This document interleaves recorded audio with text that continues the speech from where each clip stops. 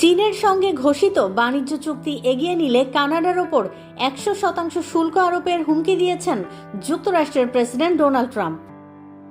স্থানীয় সময় শনিবার 24 জানুয়ারি সামাজিক মাধ্যম ট্রুথ সোশ্যালে দেয়া এক বিবৃতিতে কানাডার প্রধানমন্ত্রী মার্ক কার্নিকে উদ্দেশ্য করে ট্রাম্প বলেন, কানাডাকে ব্যবহার করে চীন তাদের সস্তা পণ্য যুক্তরাষ্ট্রে ঢোকাবে, এমনটা যদি কার্নি ভেবে থাকেন তাহলে তিনি মারাত্মক ভুল করছেন।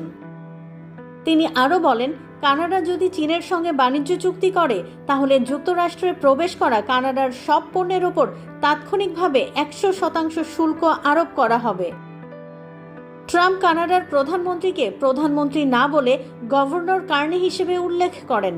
দ্বিতীয় মেয়াদে ক্ষমতায় আসার পর থেকেই তিনি কানাডাকে যুক্তরাষ্ট্রের 51তম অঙ্গরাজ্য হিসেবে উল্লেখ করে আসছেন। লেবাঙ্কো আরও বলেন, কানাডার নতুন সরকার দেশের অর্থনীতি শক্তিশালী করতে কাজ করছে এবং দেশি বিদেশি বাণিজ্যিক অংশীদারিত্ব বাড়ানোর পরিকল্পনা নিয়েছে।